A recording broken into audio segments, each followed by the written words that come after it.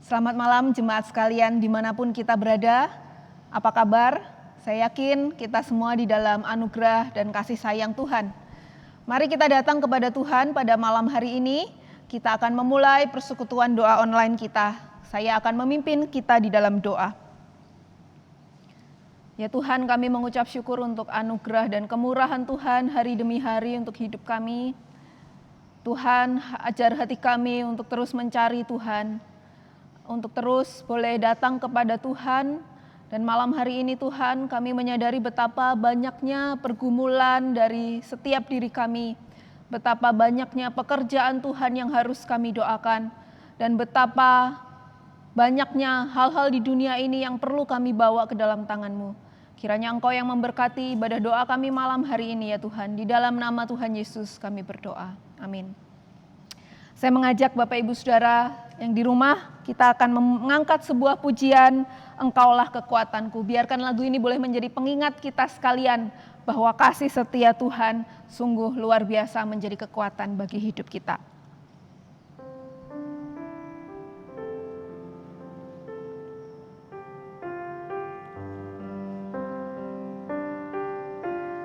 Sambil menyanyikan lagu ini, mari kita duduk tenang, kita diam, kita merenungkan penyertaan Tuhan, kuasa Tuhan yang sudah menguatkan kita hingga hari ini. Engkaulah kekuatanku.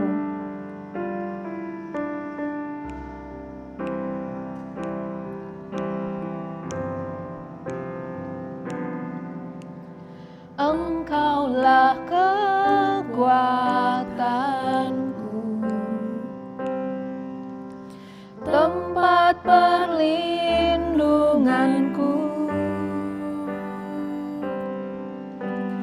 Saat badai menerpa,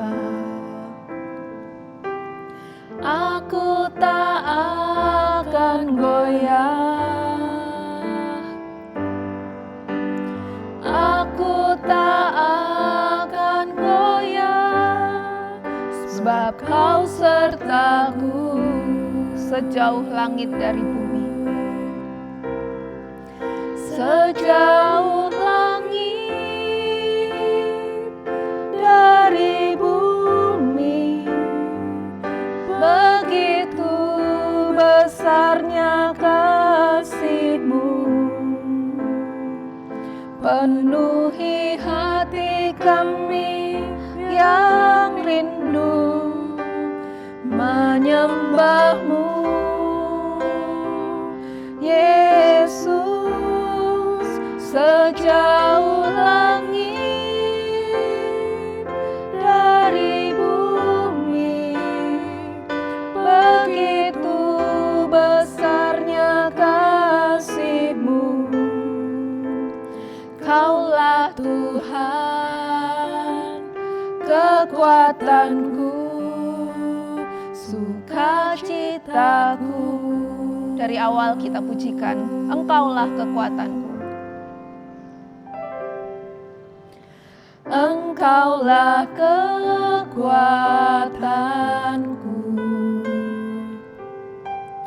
tempat perlindunganku. Saat badai menerpa, aku tak akan goyah. Aku tak akan goyah, sebab Kau sertaku. Inilah yang menjadi pengakuan kita, sejauh langit dari bumi, begitu besarnya kasih Tuhan. Dari bumi, begitu besarnya kasih-Mu, penuhi hati kami yang rindu menyembah-Mu, Yesus. Sejauh langit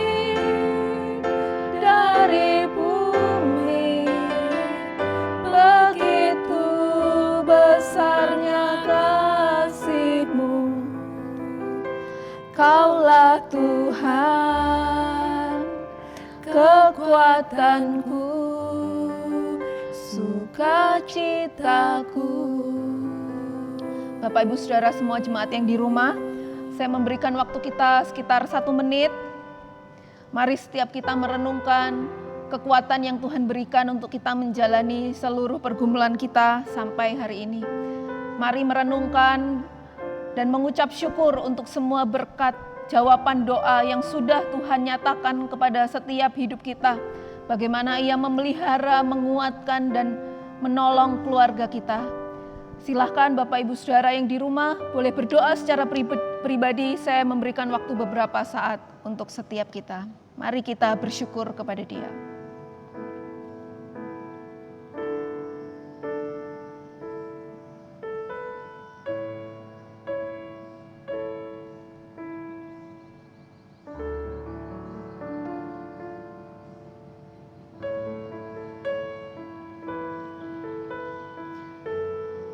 Ya Tuhan, kami tidak mengerti seringkali rencana Tuhan secara detail di dalam hidup kami.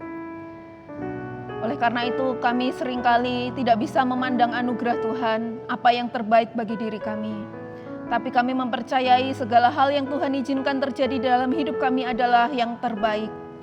Ya Tuhan, kami mengucap syukur untuk segala hal yang sudah Tuhan pimpin, untuk setiap doa-doa yang sudah terjawab ataupun yang masih menjadi pergumulan kami.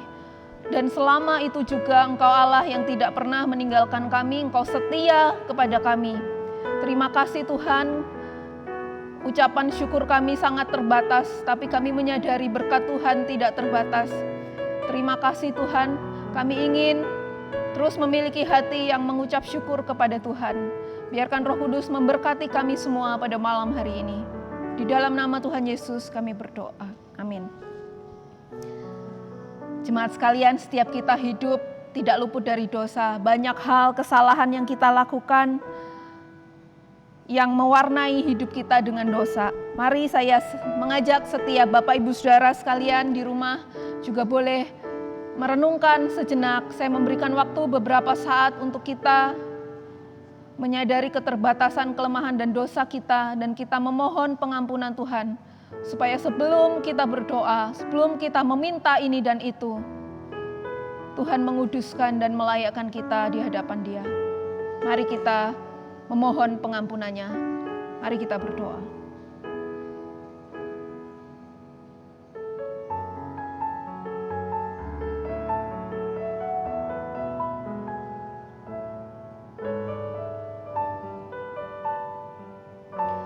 Hanya Engkau yang melihat hidup kami Tuhan, dan hanya Engkau yang mampu meneropong sedalam-dalamnya hati kami.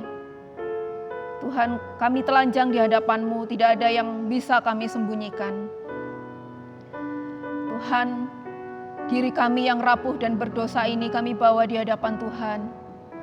Kami mohon Engkau yang menyucikan setiap kami, Engkau yang menguduskan setiap kami Tuhan, supaya kami layak di hadapan-Mu. Kami memerlukan Engkau ya Juru Selamat, kuasa darah-Mu yang sempurna boleh menguduskan setiap kami. Ini yang menjadi doa kami ya Tuhan. Di dalam nama Tuhan Yesus kami berdoa. Amin. Kita menyadari Bapak Ibu Saudara sekalian, hidup kita memerlukan Tuhan. Hidup kita memerlukan Juru Selamat agar kita tidak tersesat. Saya mengajak setiap kita menyanyikan pujian dari KPPK 254, baitnya yang pertama, yang kedua. Ini yang menjadi pengakuan kita bahwa kita memerlukan Juru Selamat supaya jiwa kita selalu aman dan teduh di dalam Dia. Kuperlukan Juru Selamat.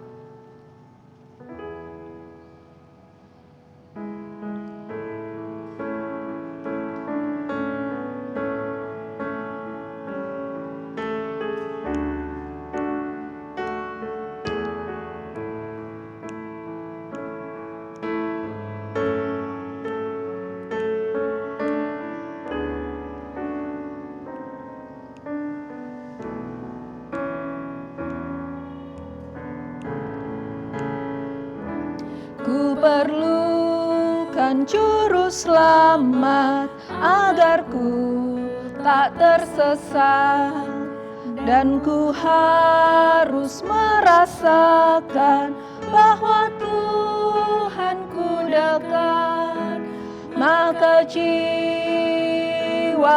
teduh. Tiada takut dan gentar bila Tuhanku menuntun, tiada aku mengeluh. Jemaat sekalian, mari kita berdoa untuk tim hamba Tuhan gereja kita dan juga kesatuan majelis, supaya diberikan sama-sama kesatuan pikiran dan hati untuk dapat melihat visi pelayanan ke depan di tengah situasi dan kondisi kita sekarang ini, untuk boleh menjalankan pelayanan digital, membuat konten-konten yang menjadi berkat bagi jemaat sekalian di masa yang tidak mudah ini. Mari kita mengingat tim hamba Tuhan dan majelis. Saya mengundang setiap kita berdoa, buka suara, mari kita berdoa. Tuhan, kami mendoakan untuk seluruh pelayan gereja di tempat ini ke dalam tangan Tuhan. Khususnya saat ini kami membawa doa di dalam Engkau bahwa hamba Tuhan dan majelis memerlukan kesatuan hati dan pikiran. Kiranya Roh Kudus yang boleh bernaung di atas setiap mereka, Engkau yang boleh memimpin, supaya boleh berjalan di dalam satu arah yang tepat, yaitu kehendak Tuhan. Melihat visi pelayanan di tengah kondisi yang tidak mudah ini. Kami berdoa ya Tuhan, supaya gereja ini terus boleh menyediakan makanan yang bergizi bagi kebutuhan jiwa setiap jemaat. Kami berdoa Tuhan untuk setiap konten-konten pelayanan digital yang sedang dijalankan, kiranya Roh Kudus boleh memberkati ini, boleh menjadi berkat bagi jemaat. Kami memohon belas kasihan Tuhan terus boleh menolong, menuntun jalannya gereja ini, sehingga gereja ini terus dipakai oleh Tuhan di tengah kondisi sekarang ini. Kami sungguh serahkan di dalam tangan-Mu ya Tuhan, kami mendoakannya di dalam nama Tuhan Yesus. Saudara, mari kita berdoa untuk sakramen perjamuan kudus yang akan dilakukan 7 Februari bulan depan. Kita berdoa supaya semua jemaat juga diberikan sebuah kerinduan untuk boleh melakukan sakramen ini, sehingga boleh satu hati, boleh menjalankan sakramen ini dengan kesiapan hati. Mari kita berdoa untuk sakramen perjamuan kudus tanggal 7 Februari. Kita buka suara, kita berdoa. Ya Tuhan, kami juga membawa doa untuk persiapan pelaksanaan sakramen perjamuan kudus tanggal 7 Februari mendatang. Kami memohon Tuhan, Kau yang boleh mempersiapkan setiap hati pelayan, supaya boleh mempersiapkan sakramen ini dengan baik. Kuduskan setiap pelayan-Mu ya Tuhan. Kami juga mendoakan untuk setiap jemaat, supaya Tuhan setiap kami yang jiwanya rindu akan Engkau, boleh dipuaskan dengan persekutuan semeja dengan Tuhan melalui sakramen perjamuan kudus ini. Kami serahkan ya Tuhan acara ini ke dalam tangan-Mu, kiranya kuat kuasa Roh Kudus yang bekerja atasnya. Di dalam nama Tuhan Yesus kami berdoa. Amin. Bapak Ibu Saudara, saya mengajak setiap kita juga mengingat Sekolah Kristen Bina Kasih yang sedang mengadakan penerimaan mahasiswa baru. Kiranya jiwa-jiwa muda itu terus dikirim oleh Tuhan, boleh dipercayakan kepada sekolah kita, Sekolah Kristen Bina Kasih, khususnya di gelombang yang kedua, supaya makin banyak jiwa yang dididik dan dibina di dalam nilai-nilai kekristenan. Mari kita berdoa untuk Sekolah Kristen Bina Kasih. Tuhan, kami mengingat Sekolah Kristen Bina Kasih, kami mengucap syukur untuk keberadaan institusi pendidikan ini. Kami meyakini Tuhan, Kau mau bekerja di dalam sekolah ini ya Tuhan. Biarkan sekolah ini juga terus dipercayakan oleh Tuhan, jiwa-jiwa yang Tuhan percayakan untuk dididik. Kami menyerahkan Tuhan untuk pelaksanaan penerimaan mahasiswa baru gelombang 2, siswa baru gelombang 2. Kiranya Tuhan, Kau yang boleh terus memberkati. Kirimkan Tuhan orang-orang yang Tuhan percayakan untuk dididik. Biarkan Tuhan proses semuanya boleh berjalan dengan baik. Sekolah Kristen Bina Kasih makin diberkati Tuhan dan makin dipakai untuk boleh mentransfer nilai-nilai kekristenan bagi setiap peserta didik yang Tuhan percayakan. Terima kasih Tuhan, kami serahkan sekolah ini ke dalam tangan-Mu, mulai dari TK sampai SMA. Kiranya Tuhan, Kau yang boleh memberkati unit demi unit, jenjang demi jenjang. Kami memohon Tuhan, Kau yang bekerja atasnya. Di dalam nama Tuhan Yesus kami berdoa. Amin. Mari kita memujikan lagu yang tadi, KPPK 254. Kita mengatakan sekali lagi bahwa kita memerlukan juru selamat. Ku perlukan juru selamat agar ku tak tersesat, dan ku harus merasakan bahwa Tuhanku dekat, maka jiwaku teduh, tiada takut dan gentar bila Tuhanku menuntun, tiada aku mengeluh. Jemaat sekalian, kita bersyukur hari ini kita di Jambi di dalam keadaan yang baik. Namun mari kita mengingat keadaan kondisi bangsa kita yang sedang dilanda oleh banyak bencana. Misalnya longsor di Sumedang, banjir di Kalimantan Selatan, banjir di Manado, gempa di Sulawesi Barat, awan panas yang ada di Gunung Semeru, erupsi Gunung Merapi, longsor di Mamuju.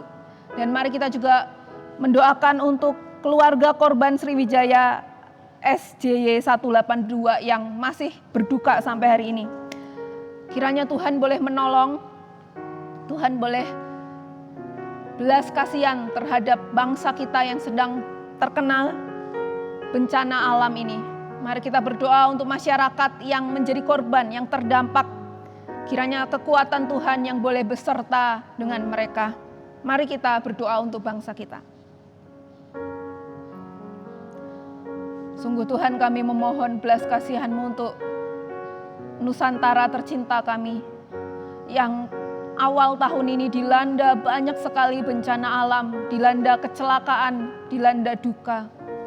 Tuhan, kami mungkin tidak bisa memposisikan diri seperti mereka yang sedang berduka, yang terkena bencana. Tapi kami boleh membawa doa, Tuhan, kiranya Engkau yang boleh menguatkan setiap mereka. Berkati pemerintah supaya juga boleh menanganinya dengan baik.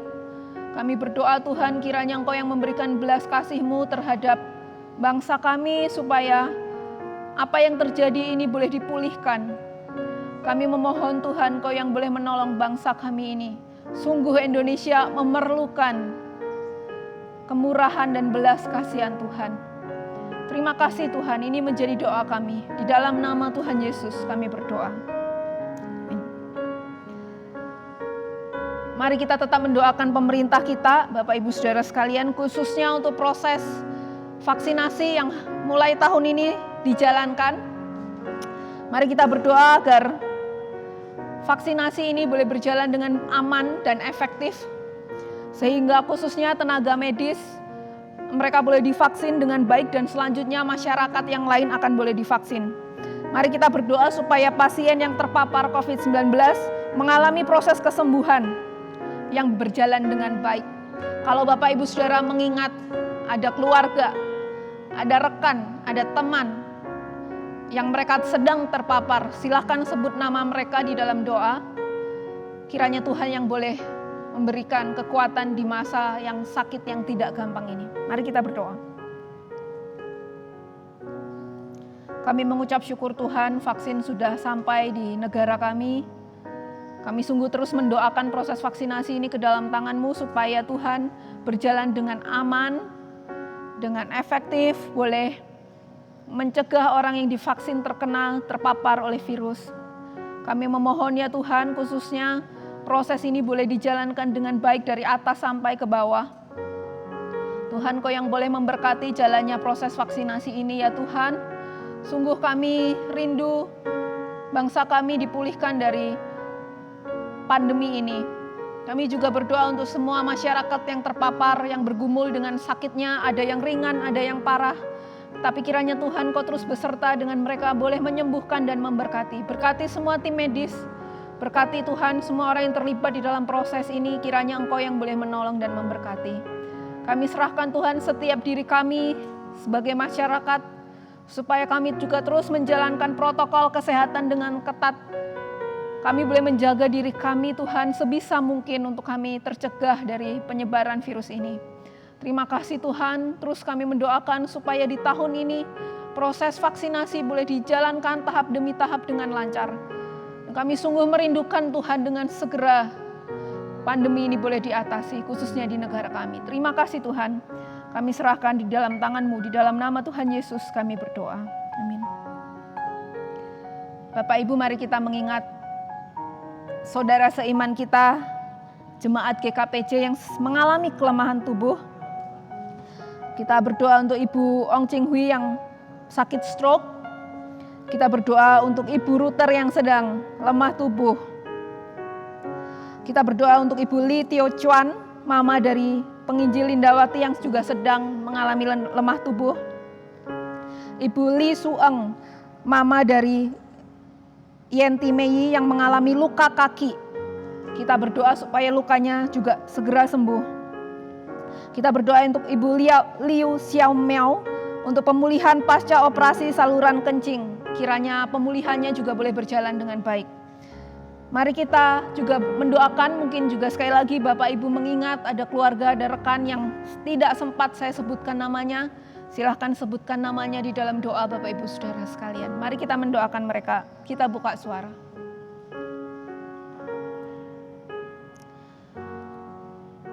Tuhan, sakit adalah kondisi yang tidak mudah dijalani. Setiap kami sangat rentan untuk putus asa, lepas harapan. Kami sungguh mendoakan Tuhan untuk saudara-saudara seiman kami yang bergumul di dalam kelemahan tubuhnya. Kami berdoa untuk Ibu Ong Ching Hui yang sakit stroke. Kami berdoa untuk Ibu Ruter yang sedang lemah tubuh. Kami berdoa untuk Ibu Li Tio Chuan yang juga sedang lemah tubuh. Untuk Ibu Li Sueng yang mengalami luka kaki agar segera sembuh. Kami berdoa untuk Ibu Li Xiao Miao yang baru saja operasi saluran kencing. Kiranya Tuhan Kau boleh memulihkan kondisinya. Jamah mereka satu demi satu, pribadi lepas pribadi Tuhan. Kiranya secara spiritual Roh Kudus-Mu terus bekerja menguatkan iman mereka. Mereka terus berpengharapan, tidak kehilangan sukacita. Dan setiap keluarga yang menemani diberikan kekuatan, kesabaran, kasih. Untuk setiap biaya pengobatan yang diperlukan, kami percaya Engkau Allah yang memperhatikan dan akan memberkati mereka. Kami berdoa Tuhan untuk semua dokter, obat yang dikonsumsi kiranya Tuhan yang memberkati. Kami memohon Tuhan belas kasihan-Mu juga untuk keluarga jemaat yang sedang berduka, kiranya Tuhan Roh Kudus yang boleh menghibur, menguatkan di dalam kondisi yang tidak mudah ini. Tuhan Kau yang boleh menolong jiwa mereka. Terima kasih ya Tuhan, hanya Engkau yang kami andalkan di dalam kehidupan kami yang rentan ini. Hanya Tuhan yang menjadi kekuatan kami di tengah tubuh kami yang fana dan terbatas ini. Kiranya Tuhan Kau yang boleh menjadi acuan kami terus menerus, supaya kami terus tidak lepas harapan. Kami mengalami sukacita yang daripada Tuhan di dalam kondisi apapun. Terima kasih Tuhan, ini yang menjadi doa kami. Di dalam nama Tuhan Yesus Kristus kami berdoa. Amin. Saudara, sebentar lagi waktunya bagi kita untuk mendengarkan uraian firman Tuhan. Mari kita siapkan hati kita dengan sebuah pujian, "Ku siapkan hatiku Tuhan." Dengan jiwa yang haus akan kebenaran, mari kita menantikan firman Tuhan.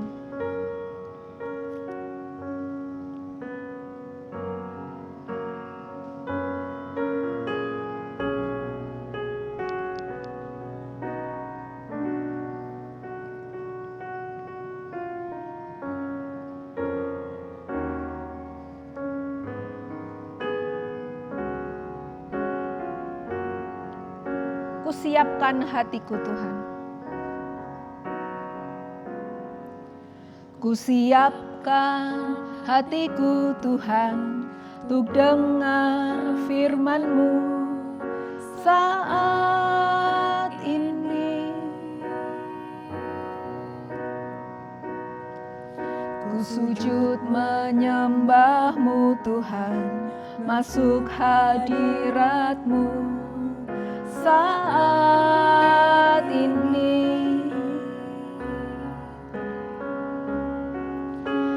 Curahkan urapan-Mu Tuhan bagi jemaat-Mu saat ini. Ku siapkan hatiku Tuhan untuk dengar firman-Mu.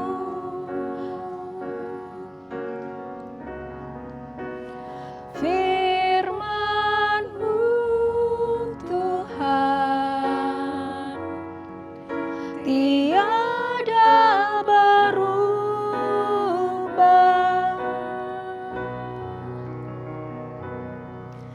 Dahulu, sekarang, selama-lamanya tiada berubah.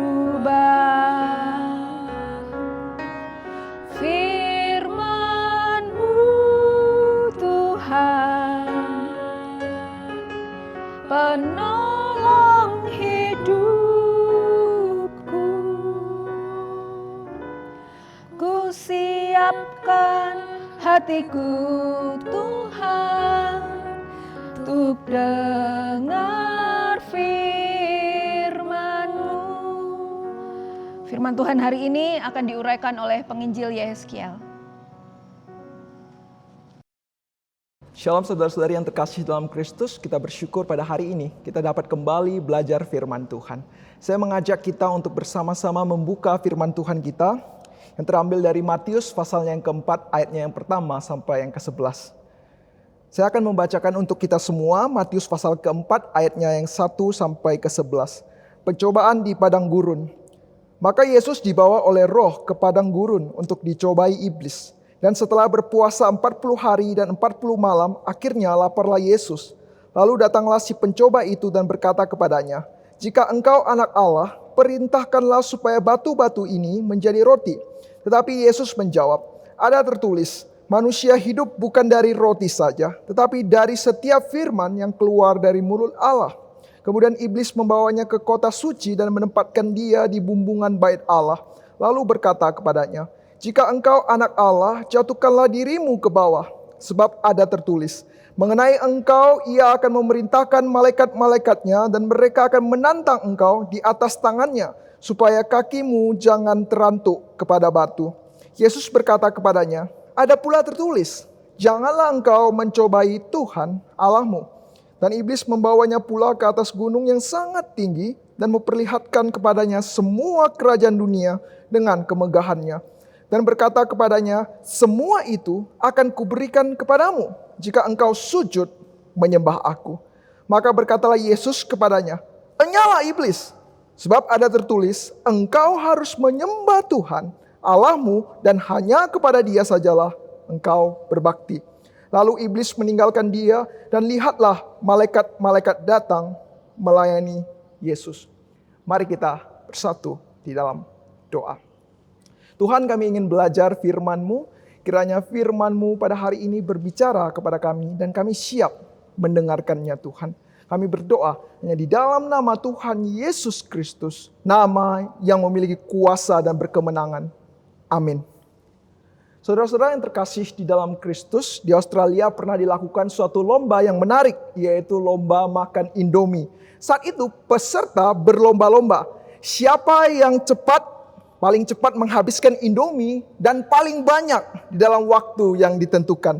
Nah, singkat cerita, ada seseorang yang ingin memenangkan pertandingan ini. Dia berusaha keras memakan semua Indomie yang diberikan kepadanya. Dia makan, terus makan. Walaupun sudah kenyang, dia paksa. Dan akhirnya dia memenangkan pertandingan makan Indomie paling cepat dan banyak itu. Nah, sewaktu dia ditanya perasaannya, bagaimana rasanya memenangkan pertandingan ini? Dia berkata dengan nafas yang kekenyangan, "Saya berharap saya tidak akan bertemu lagi dengan namanya Indomie. Untuk waktu yang sangat panjang saya kalau bisa tidak makan Indomie lagi." Lalu ditunggulah masa-masa yaitu pembagian hadiah. Pengumuman bahwa hadiah juara pertama lomba Indomie, hadiah utamanya adalah mendapati 1 kardus Indomie. Saudara-saudara, kerap kali kita juga demikian, bukan? Kita berharap jika saya berbuat baik, Saya melakukan sesuatu dengan sepenuh hati untuk Tuhan. Saya ikut Kristus sebagai muridnya. Seharusnya saya mendapat reward. Saya tidak akan bertemu lagi dengan namanya masalah, beban, dan pergumulan. Tetapi yang terjadi, seringkali yang terjadi bagaimana? Saat saya berusaha untuk keluar dari pencobaan dan masalah itu, terkadang mungkin justru saya mendapati masalah-masalah baru, kemudian pergumulan-pergumulan baru yang silih berganti menyerang kehidupan saya. Atau istilah Indonesianya, sudah jatuh tertimpa tangga pula. Sebenarnya ini bukan hal yang sangat mengherankan. Di dalam Matius pasal yang ke-10 ayatnya yang ke-16, Yesus sudah berkata kepada murid-muridnya bahwa kamu sebagai murid Kristus, kamu bagai diutus sebagai domba di tengah-tengah serigala. Perhatikan penggambaran domba. Domba adalah suatu binatang yang sangat lemah, yang mudah sekali terpengaruh. Dan kemudian ada gambaran serigala menggambarkan bagaimana musuh-musuh daripada setiap umat Tuhan itu begitu mengerikan, begitu kuatnya. Dan kita di dalam tengah-tengah serigala ini, kita hidup di tengah-tengah kecaman-kecaman dan berbagai bahaya. Dan bahkan di ayatnya yang ke-25 dikatakan dengan jelas bahwa murid tidak mungkin lebih dari gurunya dan hamba tidak mungkin lebih daripada tuannya. Kristus telah terlebih dahulu memperingatkan kepada murid-muridnya bahwa kalau engkau mau mengikut saya, tidak ada jalan tol. Engkau pasti akan juga mendapati berbagai tantangan-tantangan, pencobaan dan kesulitan hidup. Sebagaimana saya sebagai Tuhanmu. Tuhan Yesus adalah Tuhan. Dan jelas di ayat ke-11 kita melihat bagaimana Yesus Kristus dilayani oleh malaikat-malaikat. Tidak ada manusia di dalam dunia ini yang bahkan dilayani oleh malaikat. Nah, Yesus adalah Tuhan dan Guru Agung kita. Dia sendiri saat datang ke tengah-tengah dunia, dia tidak ada jalan tol. Dia juga harus menghadapi penderitaan, tantangan-tantangan, dan begitu banyak bahaya. Nah, jika murid tidak lebih dari gurunya dan hamba tidak lebih dari tuannya. Dan jelas bahwa kita diutus seperti domba di tengah-tengah serigala. Pertanyaannya, apakah kita siap menerima panggilan Kristus ini? Kristus memanggil kita sebagai murid Kristus. Mungkin kita akan dianiaya, mungkin kita akan disalah mengerti. Mungkin kesulitan akan terus bertambah, dan bertambah. Yesus sebagai Tuhan dan Guru Agung kita datang ke dalam dunia. Dia bahkan dicobai oleh iblis, sebagaimana ayat yang telah kita baca. Nah, mengikut Yesus ada satu tantangan-tantangan nyata. Dan hari ini kita akan bersama melihat cobaan-cobaan dan tantangan-tantangan apa saja yang dihadapi oleh Yesus. Nah, bagian di dalam pencobaan ini, narasi ini adalah narasi yang sering sekali dipakai oleh ateis atau orang-orang di luar kekristenan untuk menyerang orang Kristen. Karena di dalamnya banyak sekali perdebatan-perdebatan. Tetapi hari ini saya tidak mau panjang lebar membahas hal tersebut. Tetapi fokus ke dalam firman Tuhan. Apa yang ingin Tuhan nyatakan? Prinsip apa yang bisa kita pakai untuk kita hidupi sebagai murid Kristus? Nah, kalau kita baca di dalam ayat firman Tuhan yang kita baca, mari kita menelaah ada 3 tantangan utama yang dihadapi Yesus Kristus saat itu. Yang pertama ada tantangan kebenaran, kedua tantangan keakuan, dan yang ketiga tantangan ketaatan. Mari kita bersama-sama melihat ketiga tantangan ini. Yang pertama mengenai tantangan kebenaran. Saya rasa ini adalah suatu hal yang serius yang harus kita benar-benar pikirkan dan gumulkan. Apa itu kebenaran? Apa bedanya benar dengan sangat benar? Apa bedanya fakta dan kebenaran? Nah, kebenaran merupakan satu hal yang terus dipikirkan oleh umat manusia. Nah, di dalam sastra Mandarin ada 4 buku yang mempengaruhi literatur daripada Tiongkok. Nah, kemudian salah satu buku tersebut yaitu buku Journey to the West. Nah, menceritakan tentang monyet sakti bernama Song Gokong bersama guru-gurunya pergi untuk mencari kitab suci di India. Nah, ini adalah satu buku yang sangat dalam. Kalau kita mau belajar literatur, guru saya pernah berkata bahwa bahasa Mandarin salah satu level tingkat tertinggi yaitu ditulis di dalam novel ini. Karena di dalam novel ini bagaimana menggunakan bahasa menggambarkan keindahan alam, laut, gunung dengan begitu detail dan indah. Di mana bahasa-bahasa lain tidak bisa menggambarkannya sedetail itu. Nah, di dalam cerita itu ada satu adegan yang sangat menarik. Di mana saat itu ada siluman yang berubah menjadi gurunya Song Gokong. Nah saat Song Gokong kembali, dia melihat kok gurunya ada dua. Nah kemudian dua guru itu berkata, ini aku gurumu. Kemudian siluman juga yang menyerupai gurunya berkata, ini aku. Nah dua orang di depan Song Gokong, dua guru ini masing-masing berkata, ini aku, ini aku, ini aku. Dan pada akhirnya Song Gokong kebingungan. Saudara, cerita rakyat ini begitu membekas di setiap hati kita. Nah, mengenai hal ini, saudara-saudara, ada satu gambaran yang dinyatakan. Yaitu bahwa inilah seringkali yang kita hadapi sebagai umat manusia. Kita bingung membedakan mana yang benar, mana yang sangat benar, dan mana yang benar-benar kebenaran. Saudara, kita bingung, semua berkata ini yang benar, ini yang benar. Di era banjir informasi, di zaman sekarang, kita bisa satu sisi kita dapat belajar berbagai banyak fakta, informasi. Tetapi saudara-saudara perhatikan, tidak semua fakta-fakta informasi dinyatakan adalah kebenaran yang hakiki. Nah sebagai murid Kristus, kita harus sangat berhati-hati mengenai kebenaran. Saat kita berkata, saya murid Kristus, artinya saya siap tahu mana yang benar dan membuang yang salah. Saya hidup di dalam kebenaran. Tetapi sering sekali, apa yang terjadi? Iblis tidak senang kalau kita tahu yang benar, hidupi yang benar di jalan kebenaran. Sehingga iblis mencoba untuk mencobai kita, memanipulasi kita dan menuntun kita di dalam suatu narasi yang tidak benar. Nah kalau kita perhatikan di ayat yang kita baca, narasi pertama ada pencobaan di mana Yesus Kristus di padang gurun. Dikatakan bahwa Yesus lapar dan iblis datang kepadanya.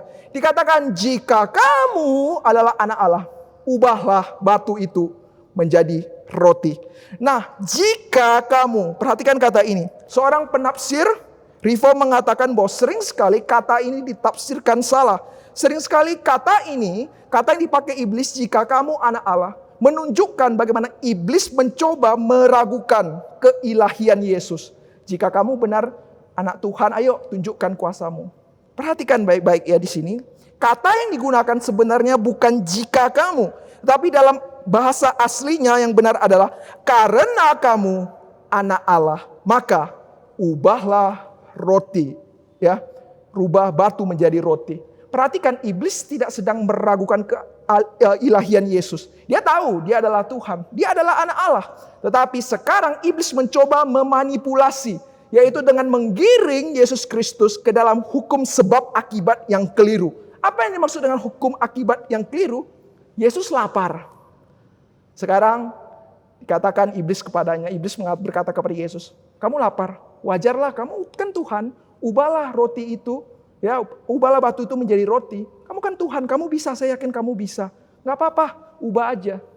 Saudara-saudara, ini seolah-olah tidak ada masalah ya. Tapi kalau kita benar-benar teliti dengan baik-baik, ada masalah yang sangat fatal di sini. Nah, iblis sering sekali menggunakan hukum sebab akibat yang seperti ini. Kalau kamu disakiti, ya wajar. Kamu kan sakit, kamu balaslah. Kamu balas aja, gak apa-apa. Nah, seperti kalau kita tahu, kalau misalnya orang tua kita saat kita sedang lapar, ya mungkin orang tua kita bisa berkata, ya gak apa-apa, kamu makan saja, gak apa-apa. Nah, kira-kira seolah-olah seperti itu. Nah, ajakan iblis kepada Yesus. Tetapi kalau kita perhatikan baik-baik, ada satu masalah yang sangat fatal di sini. Karena Yesus digiring bukan kepada apa yang Yesus mau kerjakan, apa yang Bapa mau nyatakan, tetapi digiring kepada ayo ikutin maunya iblis. Nah, tidak hanya itu, kita melihat setelah itu ada pencobaan di mana iblis mencoba menantang Yesus Kristus. Ya, karena kamu anak Allah, coba kamu lemparkan dirimu, dan kemudian bukankah firman Tuhan tertulis bahwa saat kamu turun akan ada yang menopangmu, yaitu malaikat-malaikat Tuhan. Nah, iblis sekali lagi menantang Yesus Kristus, tapi tantangan kali ini berbeda. Tantangan kali ini bahkan menggunakan firman Tuhan. Nah, Yesus Kristus ditantang oleh iblis, dan iblis mengambil dari Mazmur pasal 91 ayatnya 11 sampai 12. Nah, iblis mengambil firman Tuhan, tetapi konteksnya berbeda. Nah, di dalam konteks Mazmur itu berbicara tentang seseorang yang percaya akan kedaulatan Tuhan. Seseorang yang tidak mampu melakukan sendiri, tetapi dia di dalam kelemahannya percaya bahwa ada kedaulatan Tuhan. Walaupun dia berjalan akan ada malaikat Tuhan yang menjaganya sehingga tidak jatuh tergeletak. Nah, inilah maksud firman Tuhan di dalam Mazmur. Intinya adalah kedaulatan Tuhan, perlindungan Tuhan. Tetapi bukan Tuhan yang diperintah kita. Yang kita melakukan ini Tuhan langsung ikuti. Dan kemudian kita lihat iblis mengambilnya dan memakainya di dalam konteks untuk mencobai Yesus. Perhatikan baik-baik. Saat kita mengalami pergumulan hidup, mungkin ada narasi-narasi yang muncul. Hei, bukankah firman Tuhan pernah berkata kepada kita bahwa mata ganti mata, gigi ganti gigi. Dia telah menyakitimu. Kamu jangan tinggal diam. Kamu harus tunjukkan. Dan kemudian mungkin di tengah-tengah kesusahan kita ada narasi-narasi yang berkata kepada kita, hei, bukannya firman Tuhan berkata hidup dalam Kristus adalah hidup berkemenangan. Bukankah berbicara tentang berkat? Maka yang kita fokuskan adalah berkat-berkat. Kita lupa akan makna-makna pertobatan dan hukuman-hukuman akan setiap dosa. Nah, iblis mencoba menyelewengkan firman Tuhan, membawa kita ke dalam suatu hukum sebab akibat yang seolah-olah tidak ada salahnya. Tetapi itu bisa menggiring kepada suatu hal yang salah. Saudara-saudara, sebagai anak Tuhan, kita harus berhati-hati dengan tantangan pertama. Tantangan kebenaran. Dan yang kedua adalah mengenai tantangan keakuan. Di dalam narasi pencobaan ini ada tantangan yang diberikan kepada Yesus Kristus, yaitu mengenai tentang kemuliaan. Ya, akan ada harta dunia, kemewahan dunia, kemuliaan dunia yang diberikan kepada Yesus Kristus asalkan dia mau menyembah si jahat. Nah, sewaktu kekristenan berkembang sangat pesat di dalam gereja mula-mula. Nah, suatu kata terniang-niang di dalam telinga saya yaitu kata daripada Gamaliel. Nah, Gamaliel pernah berkata seperti ini. Nah, sewaktu Kristen berkembang dan kemudian orang Yahudi hatinya mulai goyang, dia berkata kepada Gamaliel, apa yang harus kita lakukan ya? Apakah kita harus menghancurkan orang Kristen? Sepertinya mereka berkembang sangat pesat. Nah, satu kata bijaksana daripada Gamaliel yang sangat baik. Dia berkata, biarkan saja. Kalau dari Tuhan, dia pasti berdiri teguh. Kalau bukan dari Tuhan, sebentar saja pasti hancur. Saudara, kalau spiritualitas kita di dalam Tuhan, tantangan apapun kita akan berdiri tegak. Tetapi kalau kita di luar Kristus, sebentar saja kita hancur. Nah, iblis tidak perlu susah-susah menggunakan cara-cara yang muktakhir, cara-cara yang luar biasa, yang level tinggi untuk menjatuhkan kita. Dia tinggal biarkan saja kita. Biarkan kita. Dia berikan sesuatu yang kita suka. Kita senangi. Kemudian dia membiarkan kita mengikuti dosa kita. Nah, sangat berbahaya sekali jika kita tidak di dalam Kristus. Nah, ada seorang penulis novel daripada Rusia yang sangat terkenal di dalam novelnya. Nah, dalam novelnya ini sangat mempengaruhi pemikiran, filsafat, dan juga buku ini dipakai salah satunya untuk menelaah, mengerti orang Rusia. Nah, di dalam kisah ini bercerita tentang kisah, salah satu buku yang bercerita tentang seorang petani. Nah, kisahnya sangat sederhana dari kehidupan sehari-hari, tetapi maknanya sangat dalam. Nah, di dalam buku ini sebenarnya hanya menceritakan tentang seorang petani yang sukses, namun tidak puas dengan nasibnya. Dia menginginkan lebih lagi. Nah, suatu kali dia diberikan tawaran. Dia diberikan 1.000 rubel. Nah, saya akan memberikan kamu 1.000 rubel, kamu bisa mendapati semua tanah yang kamu mau. Dengan satu syarat. Nah, ini syarat lagi ya. Syaratnya adalah bahwa kamu akan mendapati tanah sebanyak tanah yang kamu garap. Sehingga kalau misalnya kamu garap, nah itu menjadi tanahmu. Tetapi harus ya kembali ke dalam titik awal sebelum matahari terbenam. Jika kamu start dari sini, ayo kamu cepat terus garap. Kemudian kamu harus balik lagi ke tempat itu. Kalau kamu balik, semua tanah yang digarap akan menjadi milikmu. Keesokan paginya petani itu dengan kecepatan tinggi terus menggali. Akhirnya dia lelah, tetapi dia terus pergi. Sama seperti tadi pemuda yang makan Indomie ya, dia mau menang, dia terus makan Indomie ya. Terus gali. Dan sampai sore dia sadari dia sudah sangat lelah, dia harus kembali. Tetapi dia berpikir masih akan ada tanah lagi, masih akan banyak tanah lagi yang bisa saya dapatkan. Tetapi saudara, dia merasa, kalau begini terus saya tidak bisa. Dan dia melihat matahari sudah mulai meredup, sudah mulai tenggelam. Dia kemudian cepat-cepat terengah-engah dengan jantung yang berdebar-debar kembali ke tempat di mana dia memulai. Dan akhirnya dia terhuyung-huyung dan sebelum sampai finish dia pingsan. Dan kemudian darah mengalir dari mulutnya dan beberapa menit kemudian dia mati. Kemudian ada seorang pelayannya yang sampai dan melihat daripada tuannya yang mati itu. Dan dia mengatakan satu hal yang menjadi judul buku itu. Berapa banyak tanah yang dibutuhkan manusia. Saudara-saudara, berapa banyak sih uang yang kita butuhkan di dalam dunia ini? Berapa banyak gaji yang kita katakan bahwa kita baru benar-benar puas. Berapa banyak sesuatu yang kita katakan bahwa saya mendapatinya ini baru saya akan benar-benar menyerahkan hidup kepada Tuhan. Kalau kita mau ikuti semua, tidak akan ada habis-habisnya. Saudara-saudara, tantangan mengikuti Yesus dari luar sangat banyak. Ada tantangan alam, ada tantangan daripada golongan-golongan agama yang tidak menyukai, golongan-golongan daripada gereja, dan banyak sekali tantangan-tantangan. Tetapi ada satu tantangan yang nyata, yaitu di dalam diri kita, di mana ini berbicara tentang adalah peperangan rohani. Nah, sebagai manusia yang terbatas, kita masih menginginkan roti-roti dunia. Saudara-saudara, Yesus Kristus dicobai. Saat itu yang paling dibutuhkan Yesus Kristus adalah roti, karena dia lapar. Dan iblis memberikannya roti. Dan kemudian diberikan suatu kepada Yesus Kristus, kemuliaan.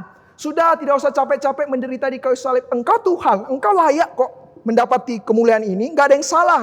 Dan pasti tidak ada yang protes. Nah, sebagai anak Tuhan kita juga mungkin berpikir, ya wajar, saya anak Tuhan, hidup berkemenangan, hidup dalam kelimpahan, apa salahnya? Tidak ada yang salah. Saudara, emang tidak ada salah. Tidak ada yang salah dengan namanya mencari roti, mencari kehidupan. Ini bukan bicara tentang pilih ini tidak pilih yang lain, tetapi berbicara tentang prioritas. Saat saya katakan bahwa ini terpenting, bukan berarti menggagalkan bahwa mulai saat ini saya tidak usah melakukan hal yang penting lagi. Misalnya saya mengatakan bahwa Tuhan Yesus yang terpenting, bukan berarti saya langsung tidak makan dan tidak minum. Karena itu saya langsung katakan itu tidak penting. Tetapi berbicara saat engkau mendapati yang terpenting, bagaimana kau melihat yang penting-penting ini untuk menuju kepada hal-hal yang terpenting. Nah, kita melihat bahwa Yesus Kristus tidak jatuh ke dalam hal tersebut. Nah, inilah yang iblis gunakan kepada kita juga. Dia memberikan apa yang kita inginkan. Saat ini mungkin yang kita butuhkan adalah finansial. Nah, iblis hati-hati, dia bisa memberikan berbagai janji-janji palsu, kesempatan-kesempatan bagaimana kita mendapati uang dengan cepat. Tetapi hati-hati, jangan terbawa ke sana. Dan mungkin ada orang yang kecanduan mengejar hal-hal yang begitu memuaskan diri. Kita senang tidak masalah, refreshing tidak masalah. Tapi kalau itu menjadi satu tujuan, itu dapat dipertanyakan. Yang ketiga ada lagi tantangan ketaatan. Taat di saat lancar, mudah sekali. Tetapi bagaimana kalau di tengah-tengah ketidakpastian, di tengah-tengah masalah hidup. Nah, percaya Tuhan, taat Tuhan, itu tidak mudah sekali diucapkan bahkan dihidupi. Nah, karena ini bertentangan dengan logika dan perasaan saya. Nah, saudara-saudara, kalau perhatikan, sekali lagi kalau saat itu, andaikan Yesus mengubah batu menjadi roti, tidak ada yang salah. Dia lapar dan kemudian dia ubah itu. Dan kemudian jika Yesus saat itu ya melemparkan dirinya dan kemudian ada malaikat yang turun menopang kakinya dan kemudian dia mendapati kemuliaan dunia. Bukankah ini lebih mudah? Seperti pertunjukan sulap ya. Yesus melemparkan diri, kemudian tiba-tiba ada yang menangkap. Wah, saya yakin setiap saat itu pemuka agama akan terpukau semua. Wow, keren sekali, hebat sekali. Hanya Tuhan yang bisa melakukannya. Ataukah Yesus saat itu mendapati kemuliaan dunia? Dia bisa dengan mudah katakan bahwa saya adalah raja dunia. Semua taat saya. Kalau tidak taat akan saya penjarakan. Saudara, bukankah lebih mudah seperti demikian? Nah, kita dibimbing kepada suatu narasi-narasi seperti itu. Kayaknya jika kita punya uang kita lebih mudah untuk melayani ya. Jika kita punya ini itu kita lebih mudah untuk bekerja bagi Tuhan. Tetapi belum tentu. Saudara-saudara, belum tentu bahwa ahli-ahli Taurat saat melihat Yesus Kristus jatuh ke bawah, itu langsung taat kepada Tuhan. Saat Yesus Kristus menjadi raja dunia, mereka langsung mengikutinya. Tidak juga. Karena bukankah hidup kita sudah tahu Yesus adalah Tuhan. Kita tahu Yesus adalah penguasa alam semesta. Tapi kita masih tidak mencari Tuhan, tidak menjadikannya terpenting. Kita masih mengikuti hal-hal yang lain. Saudara, taat itu tidak mudah. Dan ketaatan tidak bergantung pada standar pelaku ketaatan, tetapi pada sumber ketaatan itu sendiri. Bukan karena saya merasa itu benar, saya merasa itu nyaman, saya lakukan itu baru benar. Tetapi yang Yesus perintahkan, walaupun itu di luar logika dan perasaan kita, itulah benar-benar sejati.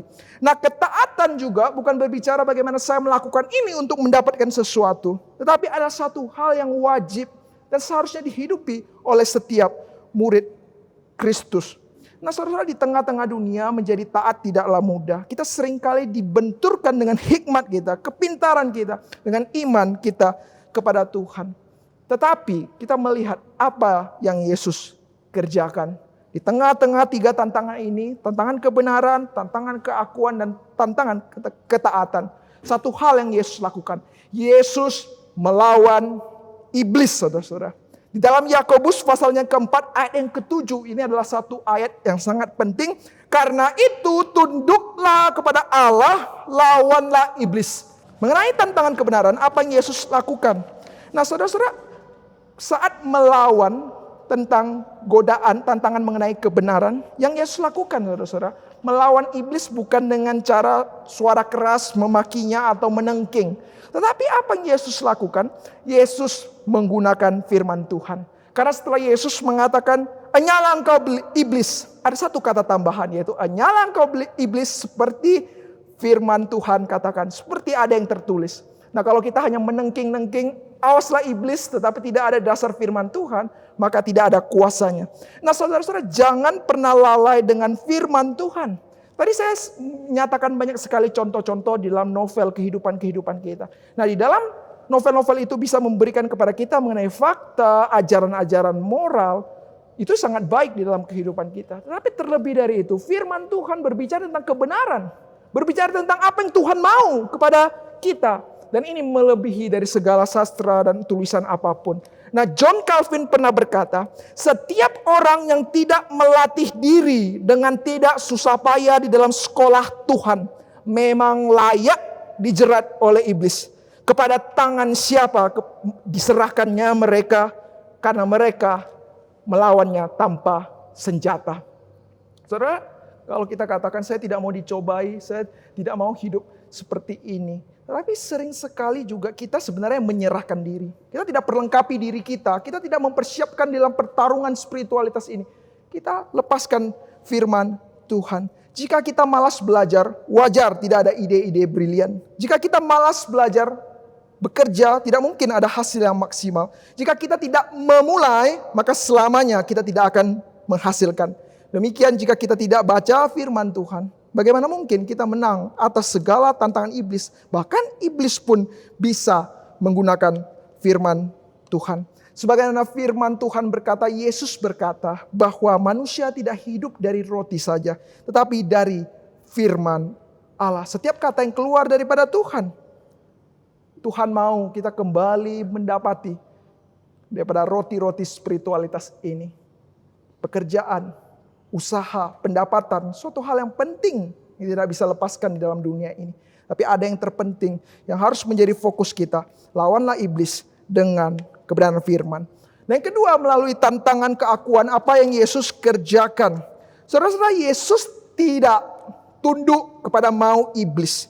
Tetapi yang dia lakukan adalah tunduk kepada Bapa. Nah kalau mau menyelesaikan misi Tuhan, bukan dengan cara iblis, bukan dengan cara pintas-pintas yang engkau berikan kepada saya, tetapi dengan apa yang firman Tuhan dan Bapa ingin saya kerjakan. Nah inilah yang Yesus Kristus lakukan. Dia tidak memilih jalan kemuliaan, tetapi dia memilih jalan salib. Ketaatan kepada Tuhan. Nah mau kita dengan mau Tuhan itu sering sekali terjadi benturan. Tetapi kita bisa menang kalau kita melihat ada satu mau yang lebih tinggi, yaitu kehendak Tuhan. Dan itu tercatat dalam segala firman Tuhan yang kita dengarkan dalam khotbah atau yang kita pelajari setiap hari.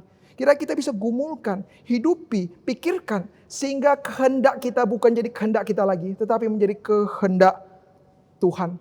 Dan yang terakhir yaitu mengenai tantangan ketaatan. Emang kalau saya mau taat kepada kehendak Tuhan, tidaklah mudah. Tetapi ingin taat saudara-saudara, kita juga harus aktif melawannya. Jangan biarkan diri kita terjerat oleh godaan-godaan dan tantangan-tantangan itu. Nah, hal-hal yang dilakukan Yesus sebagai Adam yang kedua, Yesus menunjukkan bagaimana suatu keteladanan sejati. Dia mengalahkan tantangan keakuan dengan firman Tuhan. Dia tidak tunduk kepada keakuannya terhadap mau Bapa. Dan kemudian dia taat dan melawan iblis secara aktif. Nah inilah kegagalan manusia pertama, Adam pertama. Nah Adam mengalami tantangan-tantangan juga dan dia gagal. Yang pertama tantangan antara kebenaran. Saat iblis datang mencoba membelok-belokkan firman Tuhan, dia katakan, karena kamu adalah ciptaan Tuhan, kamu tahu nggak? Nggak apa-apa, kamu seharusnya makan aja. Sebenarnya kamu makan itu tidak apa-apa, malah sebenarnya kamu jadi Tuhan. Nah itulah yang Tuhan tidak mau kamu kerjakan. Kamu menjadi setara seperti dia, makanya kamu harus makan itu. Kita lihat ya, iblis mengurangi kebenaran, meragukan daripada atribut-atribut mengenai kebenaran Allah, diragukan semua. Dan dikatakan tidak apa-apa, makan saja, makan saja. Dan kita lihat, Adam melihat, Hawa melihat buah itu dan dikatakan buah itu baik dan enak kelihatannya. Ya, dosa daripada keakuan, mau, nafsu, mau, ingin mengambilnya. Dan kemudian dari mata jatuh ke hati, dari hati jatuh ke tindakan. Dan tindakan itu bahkan menyalurkan. Hawa memberikan buah itu kepada Adam. Saudara-saudara, inilah dosa, saudara. Ada efek menyebar. Saat kita menyukai sesuatu, kita jatuh di sana. Dan kita tidak hanya mengkonsumsi sendiri. Biasanya kita akan menyebarkannya. Dan hal itu akan meluas. Dan yang terakhir mengenai ketaatan. Sebenarnya Hawa bisa taat. Soalnya dia mengatakan bahwa saya percaya Tuhan. Masa sih kamu benar? Atau mungkin saudara-saudara, dia terus menolak iblis itu dengan keras. Dan bahkan kalaupun saat itu dia tidak benar-benar tahan terhadap godaan. Sebenarnya yang bisa dilakukan mereka itu kabur daripada iblis tersebut. Walaupun seharusnya tidak usah kabur. Tetapi itu juga merupakan salah satu alternatif. Tetapi firman Tuhan mencatat apa? Saat Hawa bercakap-cakap dengan ular. Ada satu detail yang menarik bahwa Adam di sebelahnya. Nah sering sekali kita berkata, aduh susah sekali ya rasa lepas dari dosa. Saya sudah begini tetapi masih tidak bisa. Pertanyaannya, apakah kita masih di dalam lingkungan tersebut? Nah kalau kita masih di dalam lingkungan tersebut, kita masih tidak aktif memutuskan daripada hubungan-hubungan kita dengan dosa. Maka sudah sewajarnya kita akan jatuh dan jatuh lagi. Dan bahkan ke dalam lubang yang sama. Saudara-saudara, sebagai murid Kristus saya mengajak kita untuk benar-benar merenungkan. Apa dosa yang kita lakukan berulang-ulang dan sering jatuh di lubang yang mana? Saudara, kita coba analisa. Mungkin itu terus dan itu lagi. Dan menghadapi tantangan-tantangan, apa pegangan kita? Nah saudara-saudara, Kristus datang menunjukkan bahwa dia emang menghadapi cobaan. Tetapi dia dapat lepas melawan pencobaan itu. Mari kita datang kepada Kristus dan kita katakan, Tuhan, saya mau lepas dari belenggu-belenggu dosa. Daripada kepahitan-kepahitan hidup yang terus mengganggu saya. Saya mau lepas. Saudara, saya sangat suka sekali dengan kisah anak yang hilang. Menceritakan bagaimana Bapa menunggu anaknya yang hilang ini untuk pulang. Saudara, gambaran ini adalah gambaran baik untuk kita. Pulanglah, pulanglah. Tuhan mau menerima dan mentransformasi kita. Pulanglah, sekalipun engkau dianggap gagal, sekalipun engkau dianggap lemah, kembalilah. Karena kelemahan di dalam Tuhan, itulah justru merupakan anugerah yang menguatkan. Tetapi justru di luar Tuhan, betapa kuat dan mulianya kita sudah terhilang jauh dan jauh. Saudara-saudara, mengikut Kristus tidaklah mudah. Berbagai tantangan akan kita hadapi. Apapun itu, kebenarankah, keakuankah, ataupun ketaatan, ataupun mungkin banyak tantangan-tantangan lain di luar diri kita. Tetapi Kristus telah mengalahkan dunia. Mari kita belajar dalam tantangan perjalanan kita sebagai murid. Lawanlah iblis dan belajarlah dari Kristus yang tunduk kepada kebenaran firman, yang tunduk kepada kehendak Bapa dan melawan iblis. Mari kita bersama-sama satu di dalam doa. Bapa kami yang bertata dalam kerajaan surga, pada hari ini kami telah mendengarkan kebenaran firman-Mu. Kiranya firman-Mu tidak hanya mengingatkan kami betapa susahnya menjadi seorang murid, berapa banyak harga yang harus dibayar menjadi seorang murid, tapi bantulah kami sehingga kami bisa melihat di tengah masalah-masalah ini ada penyertaan Tuhan, ada teladan Tuhan, dan ada penguatan daripada Tuhan. Kami mau mengikut Tuhan lebih sungguh di dalam firman-Mu, di dalam kehendak-Mu, dan kami tidak mau aktif tinggal di dalam dosa, tetapi tinggal di dalam-Mu. Kami berdoa, serahkan setiap jemaat di tempat ini ke dalam tangan-Mu, di dalam nama Tuhan Yesus. Amin. Demikian persekutuan doa kita pada malam hari ini. Kiranya firman-Mu berkati kita semua. Tuhan Yesus memberkati.